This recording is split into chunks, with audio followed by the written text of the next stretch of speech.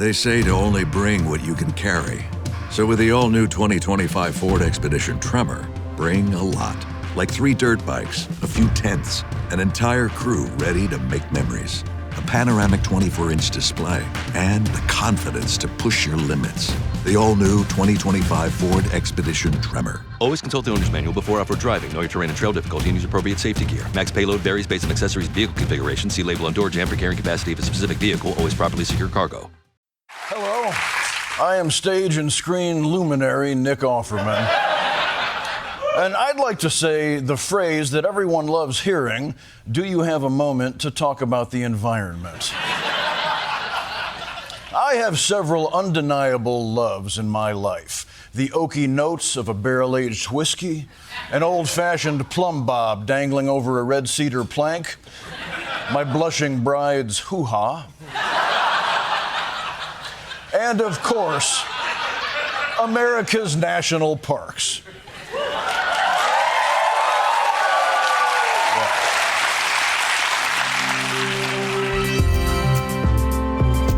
Welcome to Quiet Riot, the politics podcast that offers a cooling spring to the blistering geyser of British politics. I'm Andreou. And I'm Naomi Smith. If you're new here, hello. You are joining us for this, our main weekly show. But we also produce a Sunday school version at weekends to mop up the stories we couldn't cover here. And we occasionally pepper you with some bonus episodes too. All of which are brought to you with lightness, warmth, and actions to take so that you can turn impotent fury into meaningful action. So grab a cuppa, snuggle down, and help us begin another Quiet Riot. Quiet Riot. Hello and welcome to Quiet Riot. I'm Naomi. And I'm Alex. This week, Labour tries to clean up yet another inherited mess. This time, a catastrophic data breach of Afghan names kept secret for 2 years with a super injunction, providing another opportunity for Farage to say, a plague on all your houses. And speaking of pestilence, Trump has confirmed that he's to descend on the UK not once, but twice in the next few months. And we are fortunate enough to have with us today a guest who has been itemising and tracking his increasingly authoritarian actions. Welcome to Quiet Riot, Christina Pagel. Thank you for having me. Christina, summer holidays are upon us soon. You seem like an intrepid kind of traveller. What do you think are the perfect ingredients for a proper break that lets you switch off from the madness of the world that we find ourselves living in at the moment? Backcountry camping in the mountains. Ooh. Where are you going this year? Are you going camping in the mountains? We've been. Oh, you have? We did 2 weeks in southern Germany. Yeah. Lovely. And a little bit in Switzerland. But I can't stay in Switzerland for more than a few days because it's too expensive. It is. But we Eye-watering. did lots of hiking, swimming in alpine lakes. Did you do loads of cycling? Because I know you like a little bit of cycling. Yeah. Joined the German hordes on the electric bikes. Wow. Whizzing around, which is amazing. But yeah, that's kind of my ideal. But to be honest, unless I'm backcountry, I don't ever switch off. I do still always check everything. So I'm with you on that. It's something I'm learning, that a fly and flop holiday sounds like a great way to unwind, but actually there's not enough to keep my brain from thinking about work. Whereas if I'm active and I'm hiking and biking and swimming and doing all of those sorts of things, I'm forced to stop thinking about the day job and be mindful in the moment. So I hate sunbathing. I hate it. Yeah. And I'm not that into beaches. Too much sand. It seems kind of an unfair criticism of beaches. Well, it's a core you go part for of a the beach. sand. No, because exactly. it gets everywhere. And then you're constantly wiping off you and then you have to constantly reapply You haven't stuff. been to the right sand. The first time Alex gave me a beach recommendation in Mykonos, he followed it up with brackets, bathing suits optional. Well, I remember kayaking in a lake in Switzerland and going past, and clearly there was a nudist beach. And a man just wanted to alert us to this by standing stark naked, hips out, thrusting his member. It's just to be sure that we realise not to land. Well, maybe it was an invitation. maybe he was calling you to land. Quiet By now, most of you will have heard of the Afghan data breach and the super injunction keeping it unreported and unreportable. But even keeping a close eye on these things, I was very confused about the precise timeline. And I have not seen a single report methodically explaining who were the people in charge at the key points. In fact, there has been quite a lot of misreporting. So indulge me while I put this right. The breach itself occurred in February 2022. A document was circulated by a defense official, which they thought contained a small number of names under the relocation scheme, but in fact contained the full list of everyone who had applied under the scheme as of 7 January 22. The Prime Minister was Boris Johnson, the Defence Secretary was Ben Wallace, the Foreign Secretary was Liz Truss. The breach was discovered in mid-August 2023, when part of the list was circulated online. The PM at this stage was Rishi Sunak. The Defence Secretary was still Ben Wallace, who stepped down as Defence Secretary on the 31st of August, although it is very important to say he had already announced his intention to step down and not seek re-election in June. So the two events would appear unrelated. The Foreign Secretary was James Cleverly, and the Home Secretary, relevant at this point as they would have had input about the new resettlement scheme put in place for those affected by the breach, was Suella Braverman. The incident was reported to both the Metropolitan Police and the Information Commissioner, and the Met deemed that no criminal investigation was necessary. The super injunction was granted on the 1st of September. The only change of personnel at this point was Grant Shapps as Defence Secretary, although this would have been quite literally his first day on the job. Much of this has been, at best, hazily reported and at worst, misreported. The maximum budget of the new resettlement scheme and the maximum number of potential resettlements have been reported as the actual cost and the actual number. This has, of course, created the perfect space for a resident snake oil salesman, Nigel Farage, to pop up and say, thousands, billions, sexual predators, convicted criminals, security threat, brown people, all of them to blame, so vote for me. Many of them had helped us during that 20-year war there. Others were known to us for being, frankly, just bad people. Either way, it was decided in 2023 that we would airlift many of them out of Afghanistan, a process that continues to this day. We decided that 25,000 of the 100,000 should come to the United Kingdom. Amongst the number that have come are convicted sex offenders. I am not, I promise you, making any of this up. And the total cost of the operation has been a staggering £7 billion. Of those that came, none of them were included in the immigration figures. There has been a total veil of secrecy put upon this by the last Conservative government and frankly carried on until now by the current Labour government. The numbers are off the charts. The cost is beyond comprehension. And the threat to women walking the streets of this country, frankly, is incalculable. Naomi, is Farage trying to foment some more race riots this summer? Let's start with that light question. I mean, Christ, what a horrible throwback your intro was, reminding us of all the horrors that used to hold high office. Yeah. I had expunged some of that from my memory. There is a lot going on with the Farage response.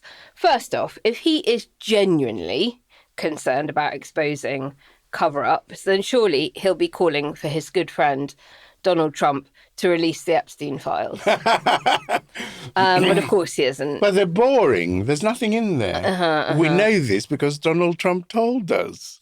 Of course he is not genuinely concerned. He is political point scoring as usual. And basically his response to the news leak was essentially a statement saying, ladies, prepare to get raped by Muslim men. Yeah. I mean, that was the long and short of it. So, let's be honest, if there is another riot and Farage is anywhere near it, chances are he's holding the jerry can. He's not just exploiting the data breach, he is actively trying to alchemise a bureaucratic error into a national security issue.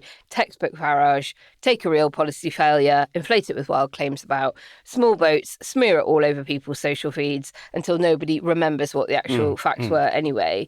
He's just asking questions. Dangerous, deliberate and designed to provoke, as usual. What do we think about the security breach itself? I mean, we're calling it a breach, but it's actually a leak. That's what it is. Is there any way to prevent humans from ever making a mistake? Well, there's a way to prevent mistakes like that by not having that standard sensitive information on an Excel spreadsheet that you can email. Like, you know, with health data, for instance, all of my identifiable data is on a safe haven, double-walled garden, it's called, where you need permissions to export. You have to then confirm it. You know, so you can definitely put safeguards in place. And for any kind of sensitive information like that, you would expect that to be in place, that people can't just export it to an Excel spreadsheet and that someone is checking it when they email stuff out. Christina is entirely right. This shouldn't have been as easily leakable as it ended up being, but it was a mistake. It's not some hostile cyber attack. It is genuine human error, and no system can ever really be completely leak-proof as long as there are humans involved in the chain. But the tragedy is that the mistake affected such incredibly vulnerable people at such an incredibly dangerous point in their life. And you don't get judged on mistakes, you get judged on how you handle them. Right. We've said that so many times on this show. And it is so often the case that when things get exposed, it is actually the failure to deal with it. It's the cover-up that gets you, not the initial mistake itself. And quite clearly, you know, with thousands of Afghans still on the run, still in hiding, still having to change their mobile numbers on a weekly basis to evade capture and torture by the Taliban, it's clear that the fallout from the leak has been poorly handled. What about the use of the super injunction? As I understand it from the scant details we have, the government applied for an injunction preventing the publication of the breach because journalists had basically got hold of the fact that there had been a big data breach. Actually, there was a cluster of them at the time, you might remember. But the judge decided more was needed. So it's the judge that imposed the super injunction, as I understand it. Is its initial granting wrong? Or is the fact that it lasted as long as it did wrong? Or is there genuinely nothing to see here? I mean, I personally had some sympathy with that initial injunction. If the assumption was that the Taliban didn't know and hadn't seen it leaked, then you could argue that alerting them to that, they could easily get it immediately. Yeah, and they'd go looking. Yeah, right? and have a list of people to target. The question is then how quickly we acted to protect those people who we had put in danger. And I think, and then the kind of continuing injunction, I think that's much more problematic. I mean, we put them all in danger by leaving Kabul as we did in the first place. And for that, you know, I'll never forgive Biden and our own government that, you know, didn't do enough to prevent that. Dominic Raab, who was on an inflatable mattress in Crete. Indeed.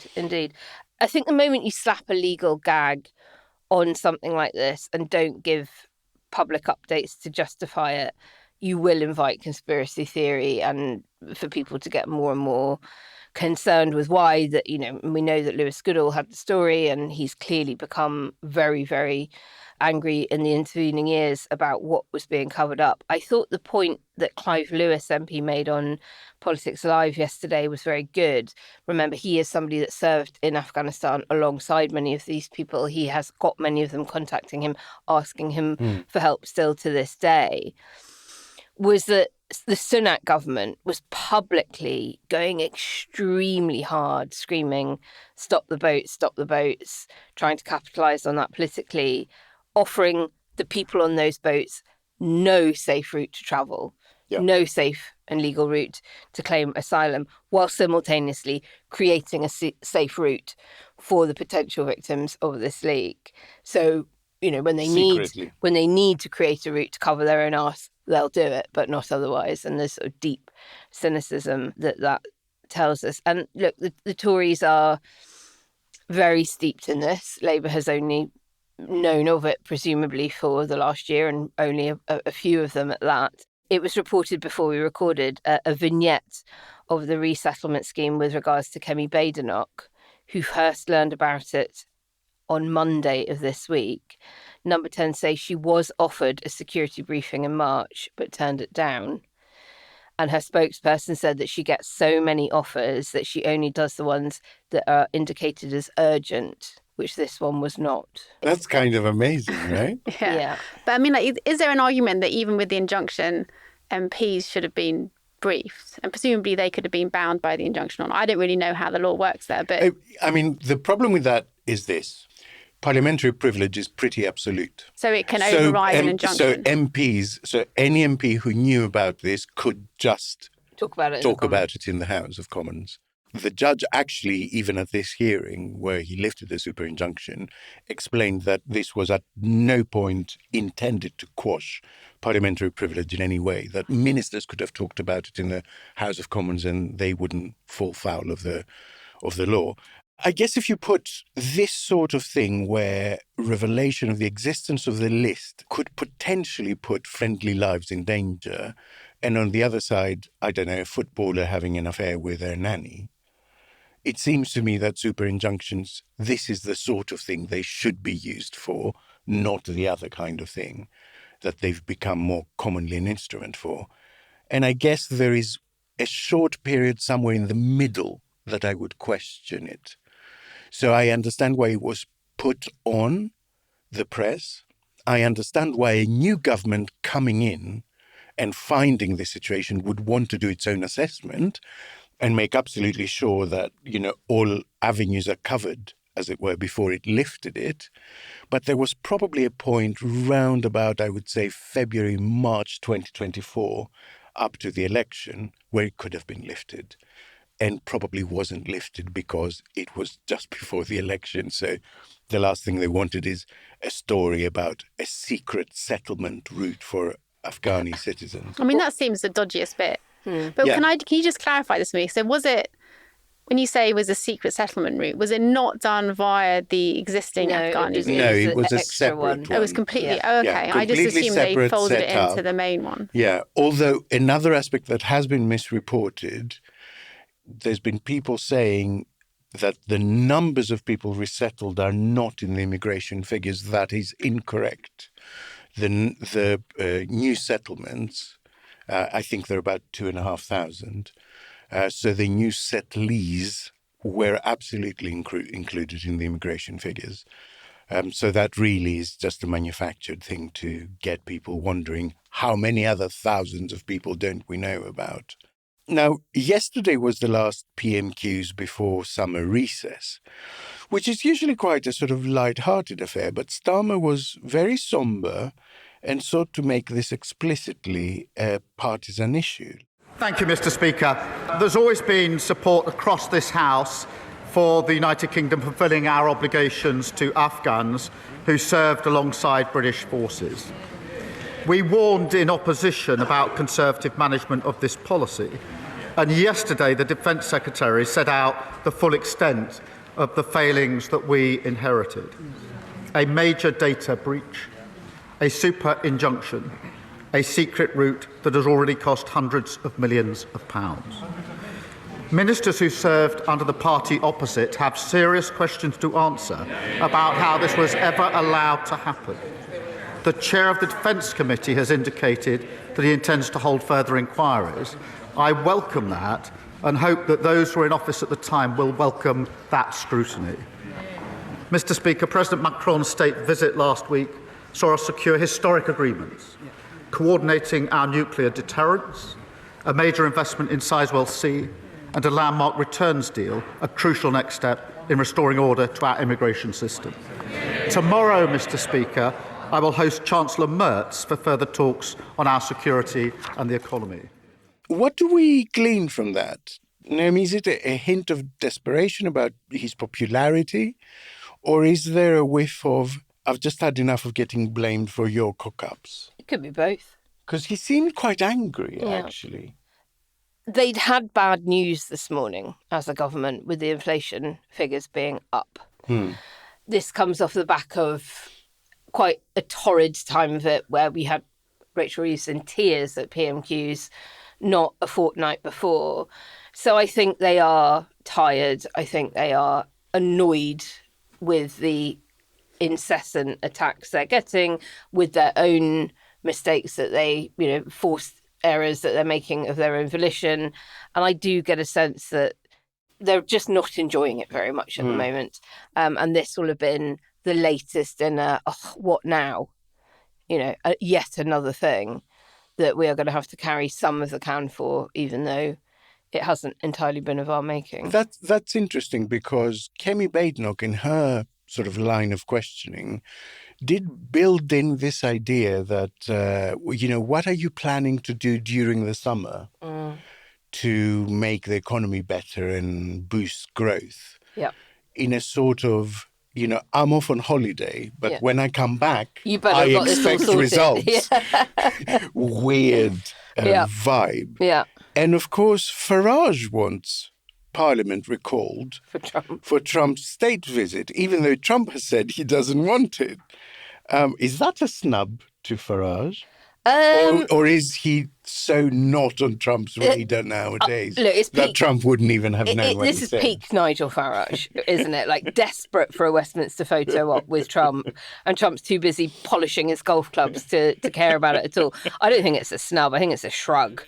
Like, Trump just doesn't want a grilling or ceremony. He likes palaces, not Parliament. Exactly. He doesn't like democratic scrutiny. He wants to be a king. He doesn't want to... I love that. He likes palaces, not parliaments. That's perfect. I'm just wondering, considering Rachel Reeves' outburst a couple of weeks ago, whether we are getting a hint of an administration that is kind of exhausted, is trying to make them more so, is trying to deny them a bit of a summer break, basically, a legitimate tactic by opposition politicians, or is it actually against the national interest? Should we all agree that we want the people making the decisions not to be knackered and making mistakes? Look, there's enough of them that they can all get 10 days off and cover each other for, the period. That's how it works. Yes, it's been one crisis after another. Yes, some of them have been entirely self-inflicted. And the strain is showing. I think Liz Kendall looked tired as well. Obviously, she's been through the ringer with welfare reforms, and rightly so. And today's inflation figures, as I say, will not have helped one jot. But the nation is exhausted. We are all having to work far longer hours to buy the same things that we would have worked fewer hours to buy 10, 20 years ago. We're all having to cut back on leisure time to pay for the essentials, and we're all having to, limp on. And nobody but the richest in the UK are enjoying life at the moment in the way that we were. You look at the number of hours it now takes to buy a family car compared to 20 years ago. It's incredible. So I get that they're tired, but everyone is. I have some sympathy with Badenoch, therefore. I mean, I'm with Naomi on this. Yeah. I mean, they came in a year ago with a massive majority and a mandate, and they've just kind of been fucking around. I mean, yeah, sure, they have done some good stuff, but they're kind of trying to hide the progressive stuff, lean into the right-wing stuff, lean into the culture wars, and just keep making really basic political communication mistakes. Yeah. I'm not a comms person and I'm not a politician, but if I can see it, I'm just like, who is advising you? Like, where is your...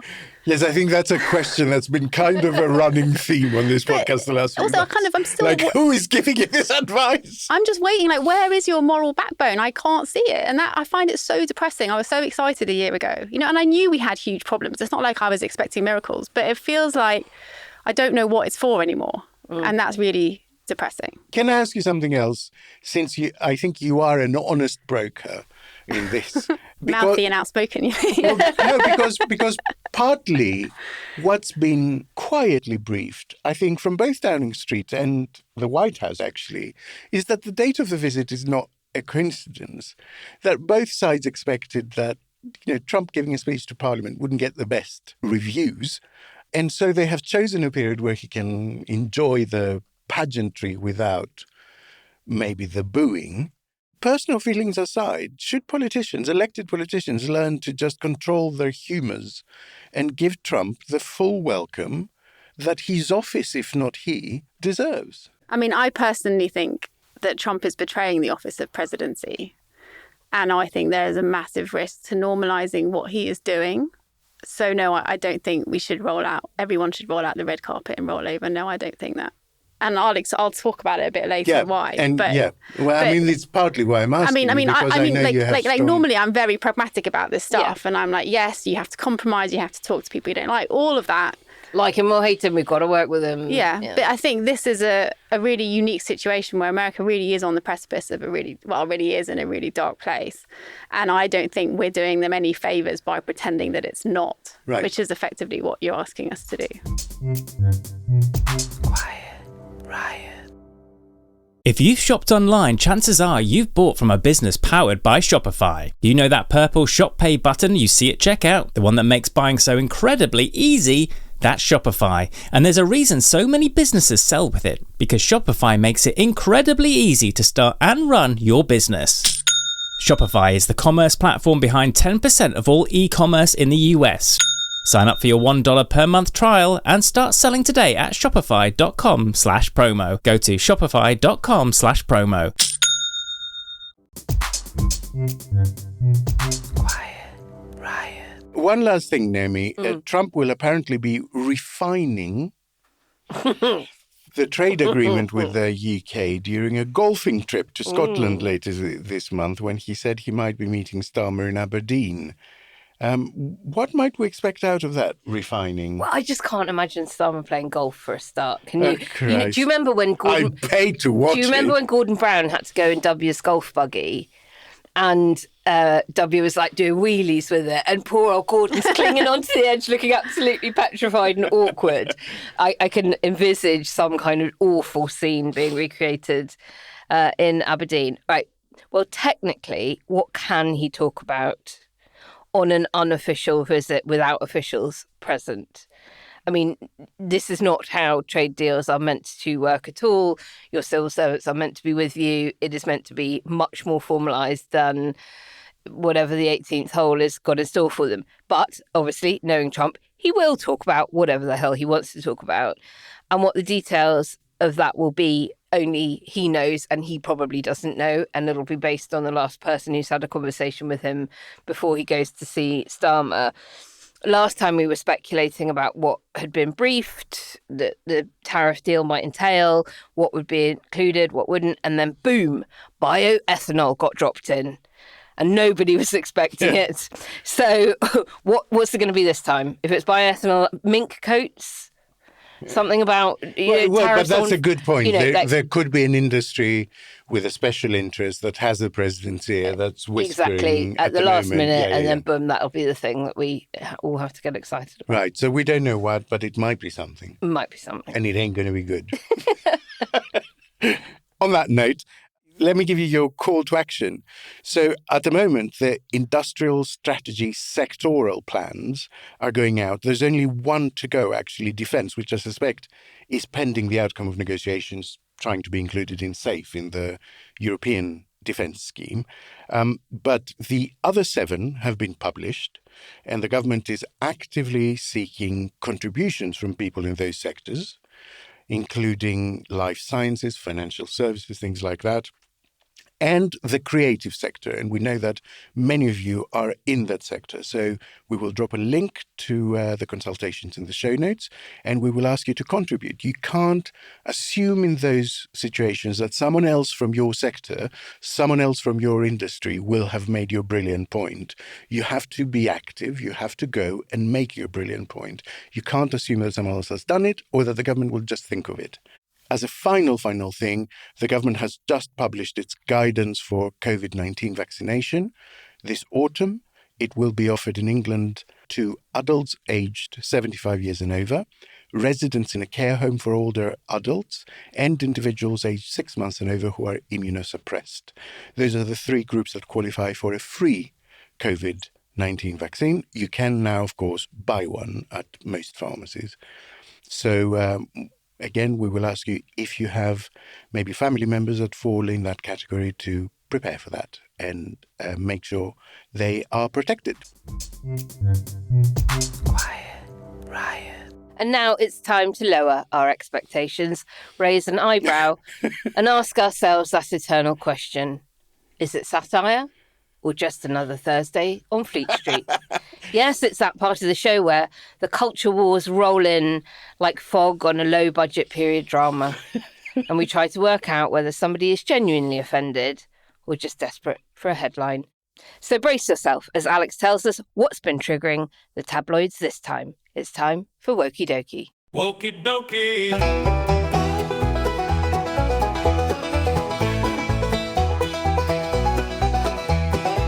Wokey Dokey. Now, after last week's Superman Super Woke bombshell, it was the turn of Jurassic World Rebirth to get it from the MAGA crowd.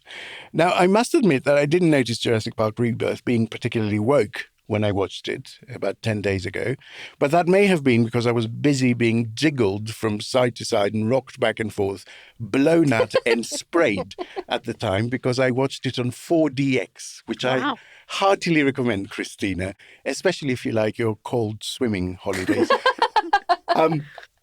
Ex-user Lord Paragon set me right. Don't go see Jurassic World Rebirth. The movie is censored, woke garbage, worst use of Scarlett Johansson in an unbelievable role. The dinosaur kills are censored like a soccer mum wrote this shit. The D-Rex does next to nothing, literally only appears for about 20 minutes. There is no dinosaur fight either, no T-Rex versus D-Rex, and they cucked the Latino dad bad. All the men were made to look useless or feminine to make ScarJo's character look good. She does nothing, by the way, except shoot one pterodactyl. This movie sucked and had to work in a woke message. This movie had no blood, no visible kills, only implied kills, besides D-Rex killing the white guy who starts the operation. This movie was obviously written by a soccer mum using ChatGPT, using a prompt to script the most inoffensive and safe Jurassic Park movie starring a woman. Katrina Lorenzo agreed. This is what you get when a franchise does a money grab pandering to minorities and social justice warriors, Disney leftist woke mind virus, and overpaid actors. Silent Majority wrote, nobody wants female action leads that aren't realistic. Nobody wants the man-slamming that's going on. Stop with gay stories too. Simon Thomas explained, we have some great news for Scarlett Johansson, who is now keen to avoid the male gaze. Jurassic World Rebirth is avoiding an awful lot of gays from all 60 genders. Speak your woke slop, take the money, rinse and repeat. Well, it has turned out a tough month for the Go Woke, Go Broke crowd, with Superman taking a super whopping 220 million worldwide in its opening weekend, and Jurassic Park Rebirth smashing through the $500 million milestone in its first 10 days and then some, making it the second highest grossing of the franchise, inflation adjusted. In fact, the box office top 10 in this key summer blockbuster period contains no fewer than 7 woke titles, with Superman and Jurassic World leading the pack, woke How to Train Your Dragon, woke Anti-Brexit Ode 28 years later, and Disney's Elio and Lilo and Stitch, while borderline misogynist Megan 2.0 languishes a distant 8th. Go fash, lose cash, I think is the moral. So, to recap, woke films with women, minorities and basic human decency are dominating the global box office. Absolutely. And the anti-woke stuff is flopping harder than a CGI dinosaur in high heels. Absolutely. And I have to tell you, having seen the film, there is no sentence funnier than Scarlett Johansson making a bad action hero. She kicks ass in that film. She absolutely kicks ass. Well, I guess if you believe that God created the universe like 1,000 years ago or something, then you a dinosaur box office hit is going to really hurt. Don't like them anyway. No. And also, the other lead is openly gay. So, not in the film. I mean, the actor is. So, that but makes is that woke? Or, I mean, if it's not in the... It's really... I think that is the essence of woke, actually. What I've come to realize is that when they say films have gone woke, it means that not everyone on screen is a straight white guy. Oh. Basically, that's what it means.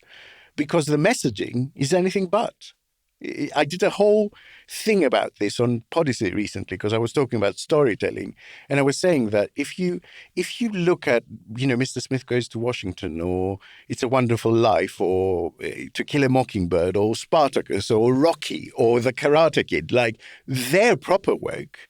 They are proper didactic. This is the right way to be and that is the wrong way to be. And people don't do that anymore. Audiences wouldn't accept it. Everything is, the heroes are a bit dark. The baddies are a bit complicated. There isn't that clarity anymore. The only thing they literally object to is a gay guy being a scientist and a woman being a mercenary. That's it. Well, Alex, thank you very much for that. Listeners, dinosaurs are woke. Dinosaurs are woke. So are soccer mums. And if you find other stories you want to share with us, please send them through to quietriotpod@gmail.com. Quiet Riot. I already love same-day delivery with Shipt, but it's so much better since I signed up for Target's Circle 360. Why? Because I no longer pay price markups from the majority of stores through Shipt. Only a handful of alcohol retailers and items don't count. That means no markups on groceries, pet food, even home goods and makeup. So to recap, I have more time to catch up on life while someone shops for me, and I spend less. It's a win-win.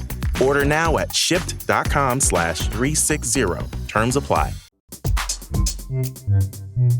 Quiet Riot. Today we are joined by an expert who is on a mission to map power and hold it to account using data. Professor Christina Pagel from UCL has created the Trump Action Tracker, a comprehensive, constantly updated tool that categorises and tracks every executive order, court filing, policy move, or public statement by President Trump that could potentially undermine democracy, suppress dissent, or erode the rule of law. It is a remarkable piece of civic infrastructure, not just a list, but a living dashboard on modern authoritarian playbooks.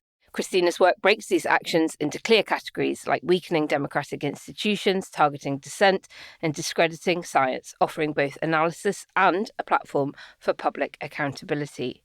So, how does one turn instinct into a data set? What do the patterns tell us about where America is heading? And why does this kind of transparency matter for scholars, citizens, and anyone trying to defend democratic norms in an age of rapid executive power grab? Christina, why did you feel compelled to build the Trump Action Tracker? Can you share that moment or event that sparked the project? Yeah, I mean, it's not like it is my area of academic expertise. I tend to work in health research. I was worried as soon as Trump was elected. I was really worried about the consequences for science and disinformation and conspiracy theories. Once he took power, and just in those first few weeks, just the scale of what he was doing and all kinds of different areas. Hundreds. And I was struggling to make sense of it. And so I thought, I'm just going to write down everything that I think has happened in the last 3 weeks and try and make sense of it. So I wrote everything down. And then I was kind of reading some literature around democracies and autocracies and realized that you can kind of group them into types of action, like bits of democratic societies that he's attacking, which I split into 5. And then I mapped them onto, I did a Venn diagram of them. And I thought, well, I personally found it quite useful to see it. And I found it really sobering. And so then I wrote a Substack on it and that kind of went viral. And then I thought, well, I'm just going to carry on. And at that point, I think I had about 80 actions. Yeah. This was in mid-Feb. And now it's up to 700. Wow. 707 as of today. And it is accelerating.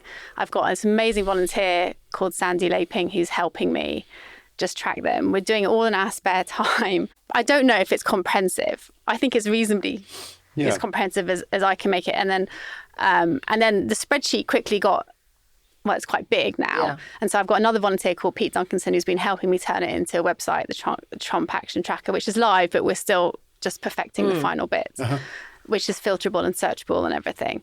And we're going to keep going because because Trump's keeping on going. Well, Trump's keeping on going, but I also think sometimes if you just want to see how things have changed over time, if you want to you can get really caught up on individual actions, but I think you need to see the whole to see the intent and to see the danger. Yeah. And I think so often we tone down our language because we see America as the ultimate free society.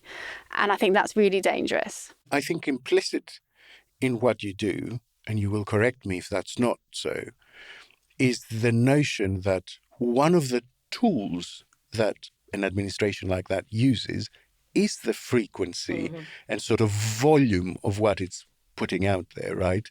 It wants you to lose track. It wants you to get distracted from story 1 by story 2, from story 2 by story 3, etc., so that you're always looking at a shifting target. We saw a bit of that with Johnson. We used to talk about the dead cat. I actually don't think it's about dead cats, because they're not dead cats. They're really shitty things. Like, he's doing one shitty thing and then he's doing another shitty thing and then a different one.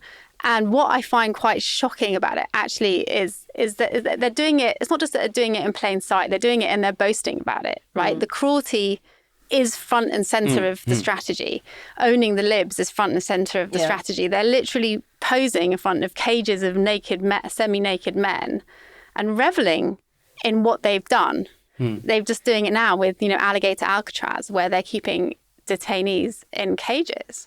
But we thought we had a deal. Numerous times I'd get home, I'd say, First Lady, I had the most wonderful talk with Vladimir.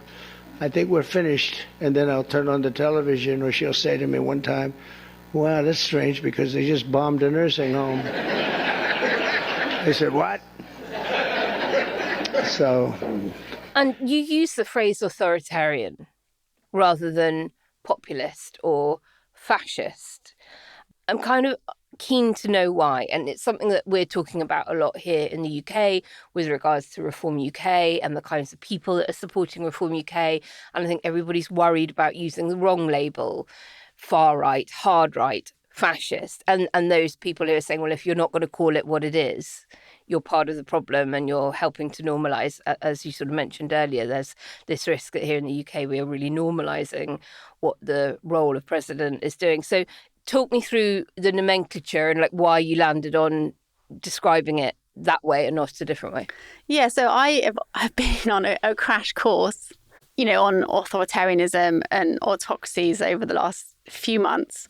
I've learned a lot from colleagues, and I was actually contributed to this handbook that came out last month called A Scholar's Guide to Navigating Democratic Backsliding. And there they actually go into a lot of the history of it. And the reason I use authoritarian and not fascist is, to me, what I'm trying to get across is this idea that it's about undermining liberal democracy. It's about undermining what a democracy is. And there are some quite specific features that come with that. I think if you use the word fascist, now I'm not going to argue about whether it is or isn't, people automatically go to the Nazis and they go, or maybe to Mussolini or Franco. Whereas I think actually we have much more modern examples of autocracies that are more pertinent to the current situation, whether that's Hungary, Russia, Turkey, Egypt, all of these kind of democratic backsliding. And I think what people don't realise is, particularly people my age, I'm almost 50, who grew up in the 90s where we felt like, oh, we'd won. The end of history. And you're not going to go back. But since 2003, the percentage of the people in the world living under autocratic regimes has gone from 50% to 72%. Wow. Democracy is losing. Yep. And I don't think people realise it. When you have the world's most famous democracy becoming authoritarian, and I'm hoping, and I will discuss why I think that's what's happening, we have to sound the alarm and we have to shout about it. Reporters Without Borders organisation have just said that in 2025, their indicator for press freedom is the worst it's been since they started tracking. And they say it's not necessarily about suppression of the free press, it's all these economic pressures and political pressures that are eroding journalism. And we see it in the UK, we're seeing it in the US. And we can see straight away how it does undermine our ability to hold power to account, which I think is really dangerous. And the same with the corruption index also is moving in the wrong direction in plenty of places. Can I ask you something? Is the direction of travel as important as the absolute comparison, as it were?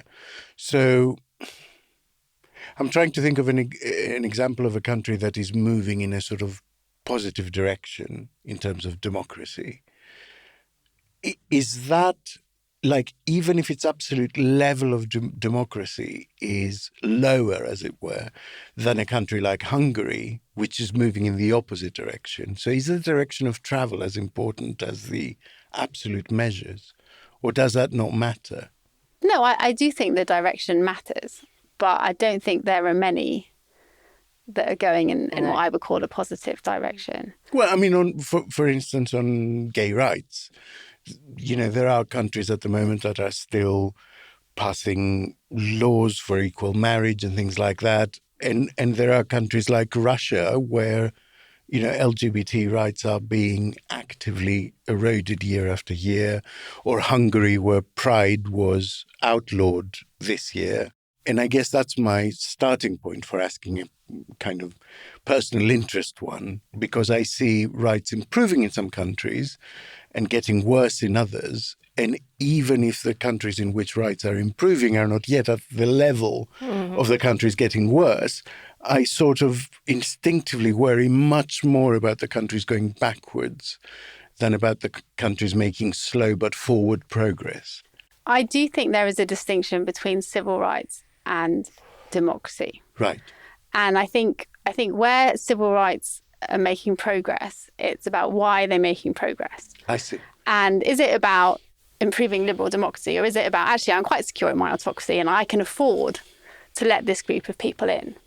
Because if you actually look at the attacks on LGBT plus rights, particularly in the US, but also Russia, also some other Western countries, a lot of that is about that aspect of needing to find an enemy and needing to marginalize populations, which is a classic feature of emerging autocracies. Right. And in the US, and here, it has been immigrants and LGBTQ plus and the elites, which tends to be scientists, universities, lawyers, journalists. And it's about separating them off. And it's partly about blame, but it's also about that gives you a permission structure to undermine their rights. And then you have a way into undermine everyone else's rights as you go on. And that is absolutely classic. So I don't actually think, say, Trump actually gives a shit about whether someone's gay or not. But it is the hook by which you can enter into that space of eroding the rights. And it is quite horrifying. I don't think people realise that in America, basically right now, it is impossible to be trans. You're not allowed to have a passport. You don't exist. No, your passport has to be in your birth name. There's no gender affirming care, particularly for children. They've gone after every university or state or school that tries to have trans inclusion. I mean, you can't do it. And I think that's quite scary.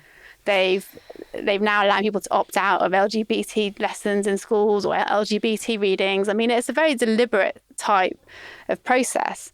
And it's also about, dividing people and having polarization. And then the other kind of aspects of autocracy that I think we really are seeing in the US is undermining that notion of truth, partly through sowing misinformation, but partly just through casting doubt on everything. Everything's fake news. Making it harder for the press to report, making it harder for opponents to speak out, delegitimizing your opponents, and then weaponizing state institutions. And you can do that by weaponizing the powers that you have to attack others, which is happening out there, but also by institutional capture, by appointing your loyalists in, which they have done at every level of government. It's incredibly successful. And the first victims of any autocracy are scientists, academics, independent judiciary and the free press. And we've seen every single one of those sectors attacked in the last 6 months. You talk about democratic backsliding the world over, and we are in an era of it without question, and increasing protectionism and a deglobalization effect as well. But we are also seeing an increasing number of polls showing that younger people are not necessarily that turned on by democracy, that they don't feel it has particularly benefited them.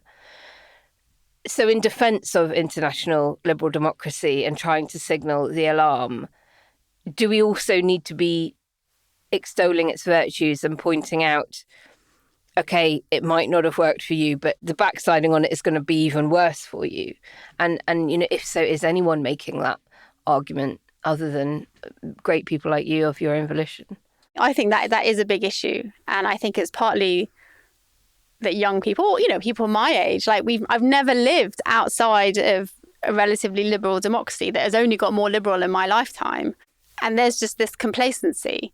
I think what we can do is point to places where you do have populist or authoritarian governments, and you can demonstrate quite clearly that quality of life is not any better, right? They haven't solved the problems They've just, enhanced their own wealth and reduced dissent. I mean, I don't think we can point to a successful authoritarian regime where people are way happier than they were.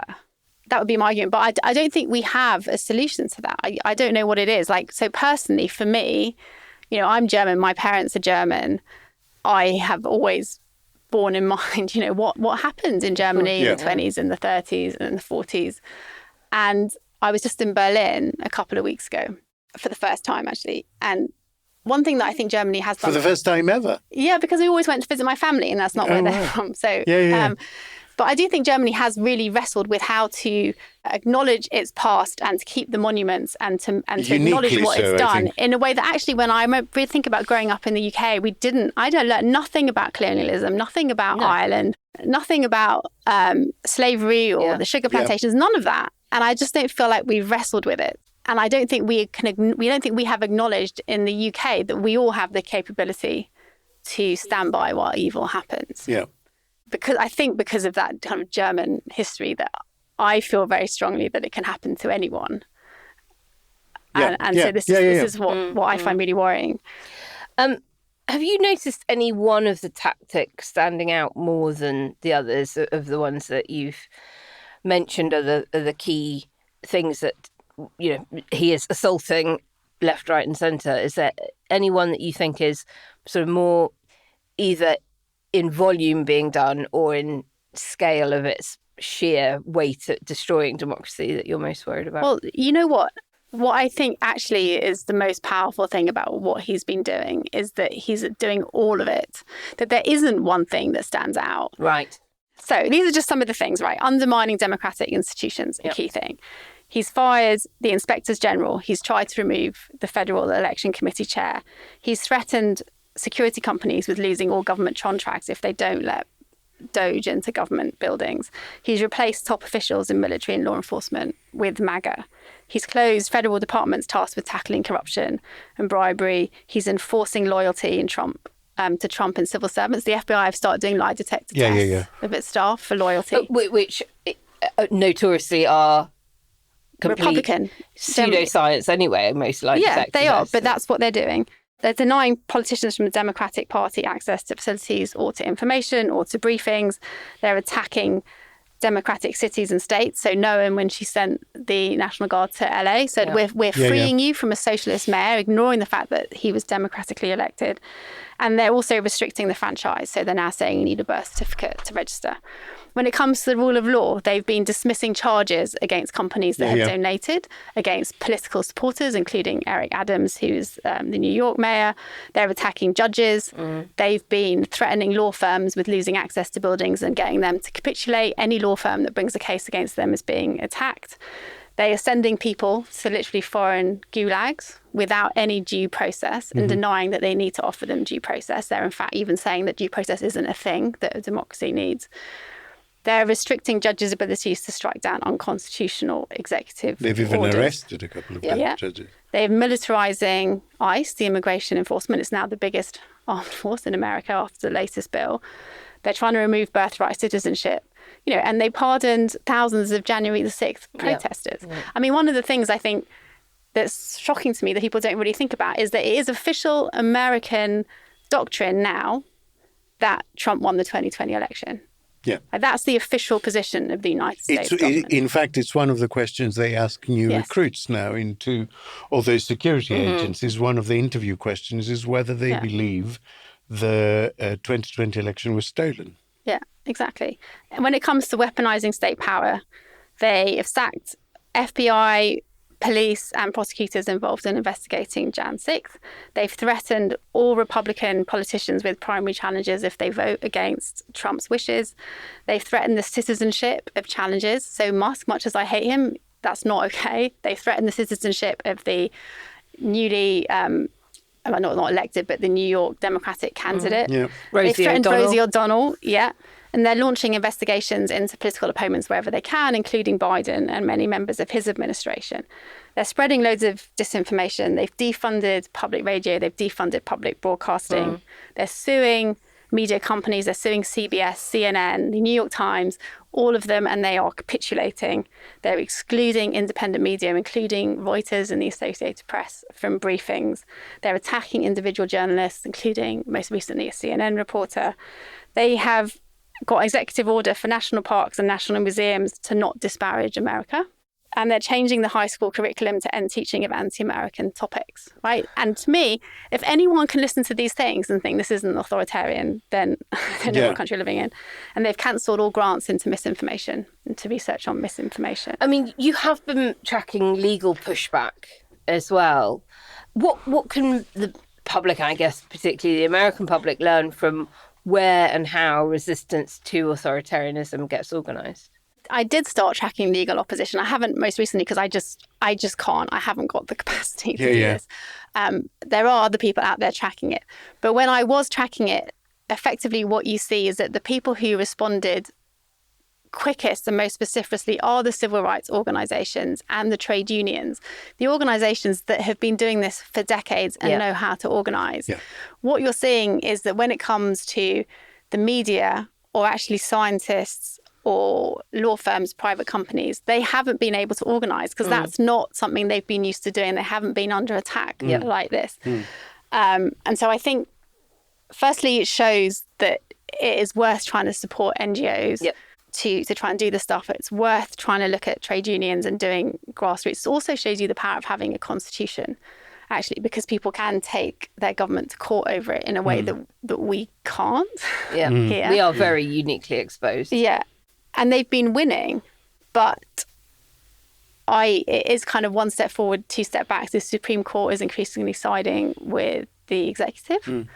I don't know if you know David Allen Green. Yeah. So he's been writing various things about the dissents of the Supreme Court, so the liberal minority in their dissents. And he's saying that the language that they're using is increasingly apocalyptic. Desperate. Of you are undermining our democratic constitution. You're basically giving Donald Trump a free hand to do whatever he wants and to do unconstitutional actions. Yes, that's what they're doing. And I think it is just worth seeing quite how frightened those most senior judges seem to be by the direction that they're going in.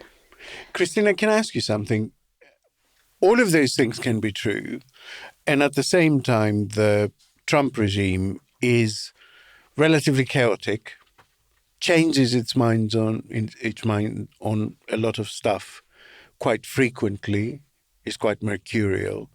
So how do you distinguish what is a deliberate part of the pattern and what is just the general chaos of that administration? Doesn't that put you in a position where you might include everything because they're doing it rather than because it actively forms part of the pattern?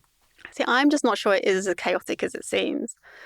There is an independent organisation out there tracking progress against Project 2025. So that was this massive document produced by I would call them the illiberal right wing in America, for the Heritage Foundation. And we're 6 months in, 46% of it has been achieved already. There is a plan and they are following it. It is a manual. And whether they're doing it always competently, they're still going in that direction. And you are seeing how people are becoming scared to dissent. There is a lot of self-censorship now, people being scared. I mean, literally, politicians now being killed, like those 2 Democratic Congress people in Minnesota who were shot. We know that Republicans who indicated they might vote against Trump's big, beautiful bill were sent death threats. Yeah. We have seen one of the few Republican senators who voted against it step down because he was being threatened by Trump. And so it's working. And they are going that way. And I personally think, people are saying, well, it's only 4 years. But I don't see any evidence that we're going to have a free and fair election in 4 years' time. Yeah, okay, but both those things can be true. Like they can have an overall plan, be driving towards it, and still be doing loads of stuff that are not directly related to it, that have to do with incompetent. Do you see what I mean? you have to assume that, especially an administration like this, also contains a certain amount of cock-up rather than all of it being part of some grand scheme. Don't you? I mean, I would say when I look at actions, what do I think? I think if I think this is just a right-wing policy that I disagree with, it doesn't go in. If I think it's not something that's particularly intended to undermine a democratic institution or undermine democracy, it doesn't go in. If it does do that, whether it was a mistake or not, it goes in, I suppose. Right. So it is also about what the effect of it is. Quiet riot. Shopping is hard. I can never find anything in my size. I don't even know my size. I buy my clothes the same place I buy my groceries. There's a better way. Make it easy with Stitch Fix. Just share your size, style, budget, and done. Your personal stylist sends pieces picked just for you. That was easy. Stitch Fix. Online personal styling for everyone. Free shipping and returns. No subscription required. Get started today at stitchfix.com. Quiet riot. Christina, what's your ideal vision for this? You're doing it in your spare time. You've got volunteers working on it. But if, a fairy godmother with a magic wand came along and a limitless pot of cash for it, what do you hope the tracker can achieve among all of us, the public, but journalists, policymakers, others? Like, do you have a vision for its impact going forward? If someone wanted to come and give me some cash, well, actually what I need is expertise as well as cash. I need someone to have dedicated time. There are loads of things I'd like to do. I'd like to, for each action, explain why it's in there. Mm-hmm. I'd like to be able to link actions that build on each other over time. Yeah. I would like to start tracking the opposition more than we are now. Because I've got the timestamps, I think there's a lot you can do in digging into individual bits. Like there's so much already about corruption. There's so much about looking within the domains, trying to understand exactly what's happening, how is it working, what is it doing, that I cannot do. I would really appreciate as somebody who could support that effort. In terms of the kind of broader impact, I think it's important to hold someone to account. I think it's important to have a list that you can look back on. But it's also protection for countries that might face this, including the UK. In the UK, yeah. Because would-be autocrats are watching. Farage is watching. Not just watching. The very same people funding much of this exactly are already beginning to fund activity here in the UK. And Peter Gagan and Alex did a very good bonus episode earlier this week. Do go back and have a listen if you missed it, on the anti-abortion money particular that's going into the UK. Christina, what you've been talking about here with sort of the cock-up conspiracy element of it reminded me to ask you about how we perceive Trump and how we talk about him. And he is so often dismissed as a child, an idiot, stupid, dumb, failed businessman, corrupt posh boy. Does that leave us exposed to missing the fact that this is much more calculated and he's not as stupid as we'd love to believe he is? I think so. I mean, I don't think he is as stupid as we want to believe. But also, he's not the only one doing things, right? He has hundreds of people, if not thousands, and all of those, massive, well-funded think tanks who are there driving the agenda. And Vance certainly is not an idiot. Yeah. I think what Trump has, he has this ability to appeal to people with his words in a way that few other politicians have. And actually, it's quite interesting. So I was talking to a friend about it last night, and there was that BBC journalist who recorded the interview that he had with Trump, and was he called him in the middle of the night and he was asking questions. Yeah. And my friend said he listened to it, and he's actually an actor, and he said Trump was really articulate. Actually, came across more humble, quite charming. And he said, so clearly he can tailor what he does to his audience. He doesn't talk the way he talks because he's senile. He can choose to be different. He talks that way because it resonates with people. And it's a skill that he has perfected over the years, partly through being on The Apprentice and TV, but also through, I think, his first term really has honed the kind of politician he is now. And yes, he's a selfish, greedy narcissist, but he's not an idiot. I've always subscribed to the view that he has a kind of really dangerous sort of low cunning. Yeah. That can be monomaniacal almost. Like, once you're in his field of vision, it takes something big to get you out of it. No, I know it's a hoax. It's started by Democrats. It's been run by the Democrats for 4 years. You had Christopher Wray and these characters and Comey before him. The 51 agents, the so-called intelligence agents, it was a hoax. It's all been a big hoax. It's perpetrated by the Democrats. And some stupid Republicans and foolish Republicans fall into the net. Bill Clinton. Nice guy. Got a lot of problems coming up, in my opinion, with the famous island with Jeffrey Epstein. You raised the question of Jeffrey Epstein in your remarks about in the Q&A. Well, I think he's got a problem. What do you think the problem will be? I don't know, but that island was really a cesspool. There's no question about it. Just ask Prince Andrew. He'll tell you about it. The island was an absolute cesspool. The last question I wanted to ask was, I guess, a personal one. Is making the whole thing a sort of formula a way for you to put distance, to keep yourself sane, to become an impartial observer of it, rather than to be constantly angry and scared about it? I mean, I'm not particularly impartial, but I'll tell you what it is, and I think the same thing happened with COVID, that when I think there's a crisis, my way of coping is to do something, anything. Yeah. I want to be able to look back and say I didn't just watch it happen. Yeah. And so that is kind of what drives me, is that I just can't bear that idea. And maybe it'll never make any difference. You don't know that.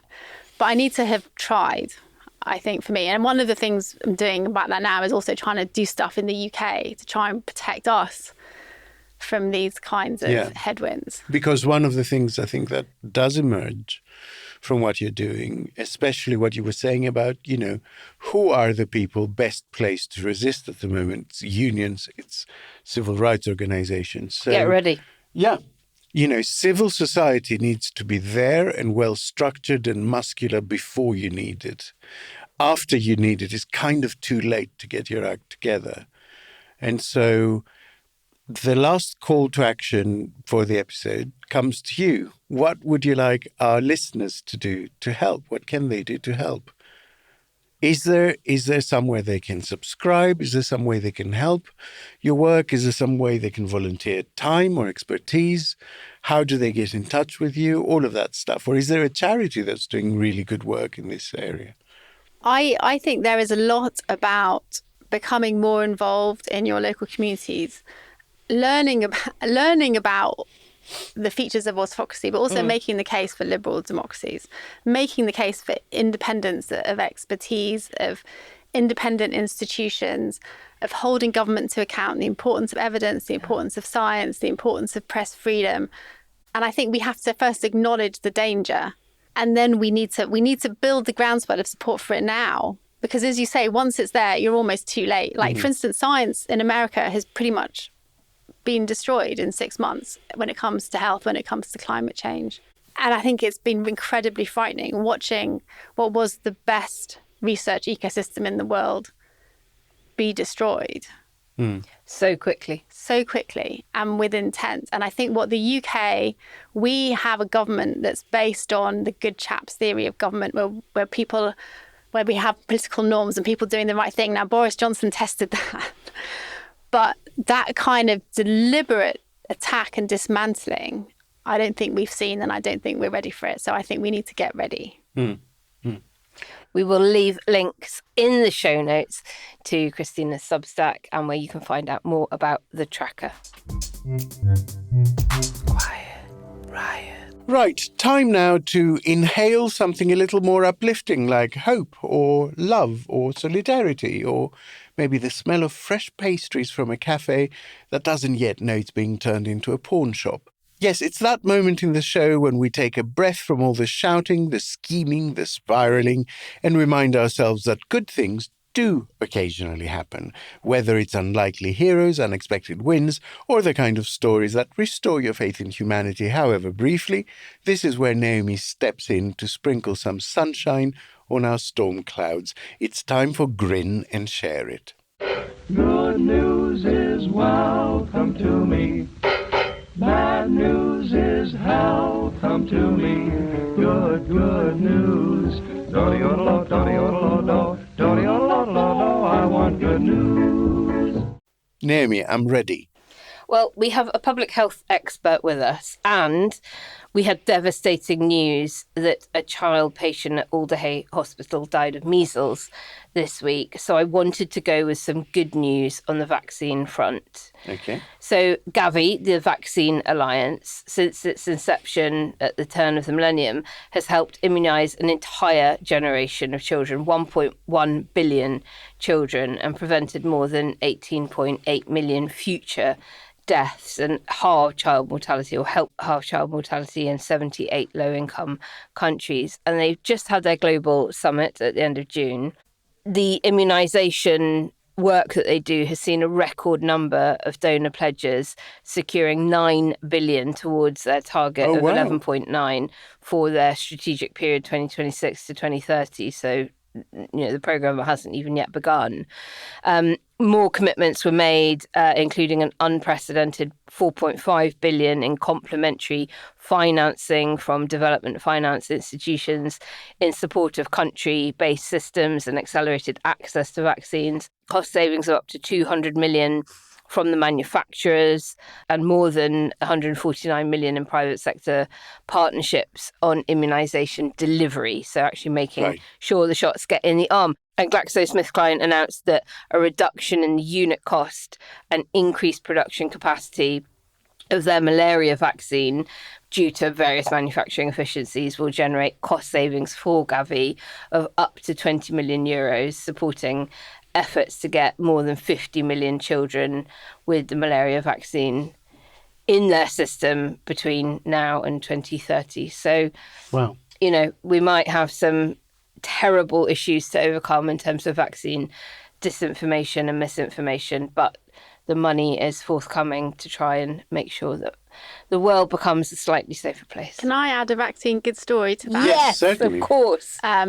That is very pertinent to the UK, and that is just the incredible success of the HPV vaccine. Yeah. Which they started giving, I think, to girls when, in the 2000s, I think, and then more recently to boys as well. And effectively, we're on track to eliminate cervical cancer in women, which is incredible. Incredible. It is like such a success story. So let's celebrate that. Yes. And we will leave links to both stories, actually, in the show notes, so you can not just grin, but also share them. And that is the end of the show. A huge thank you to Christina for joining us in the studio. Thank you for having me. Thank you, Christina. It was lovely. Listeners, we popped out a bonus episode this week that I mentioned earlier with investigative journalist Peter Gagan discussing the flood of religious right money pouring into British politics. So do go back and have a listen to that if you haven't managed it already. There is also just one day left to sign for our Ask Us Anything live Zoom call on Sunday. Invites will go out by Friday, so make sure you're backing us for at least £5 a month, or more if you want, at ko-fi.com/Quiet Riot Pod. There will, of course, be a Sunday school out in the morning before the Zoom call, plus plenty more shows coming your way over the summer to keep your ears entertained. Thank you all so much for tuning in and your continued support. We love you all lots. Bye. Bye. Bye.